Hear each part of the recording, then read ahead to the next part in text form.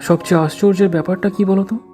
পৃথিবীতে এত শত মানুষ থাকতেও যখন একটা মানুষ অন্য আরেকটা মানুষের প্রতি আসক্ত হয়ে যায়, তখন সেই দ্বিতীয় মানুষটা এসব কিছুই বুঝবে না, কোনো অনুভূতির গুরুত্বও দেবে না।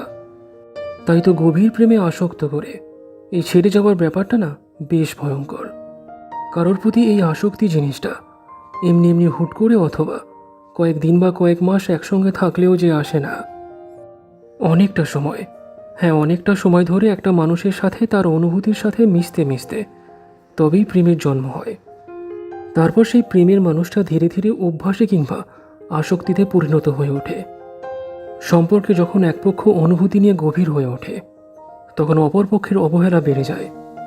একজন একতরফাভাবে আসক্ত হয়ে ওঠে, আর অন্যজন আসক্ত না হয়ে নিজেকে সরিয়ে নেয়। সামনের মানুষটার যে এরপর কি হতে পারে এসব কিছু ভাবেই না। এক অসভ্য মানুষের মতো জোর করেই তখন চেনা থেকে অচেনা হয়ে মুখটা ঘুরিয়ে নেয়। মানুষ অপমান সহ্য করতে পারে, ভুলে যেতে পারে, কঠিন পরিস্থিতিকেও ঠিক মানিয়ে গুছিয়ে নিতে পারে, কিন্তু প্রিয় মানুষের ছেড়ে যাওয়ার ব্যাপারটা সহ্য তো দূরের কথা, অনেক ক্ষেত্রে মেনে নেওয়াও যায় না। তবে সভ্য মানুষগুলো দাঁতে দাঁত চেপেও নিজেকে ঠিক সামলে নেয়। প্রথম প্রথম মানসিক কষ্ট যদিও বা উঠে আসে, সময়ের সহযোগিতায় ধীরে ধীরে সবকিছুই ঠিক হয়ে যায় আবার আগের মতো।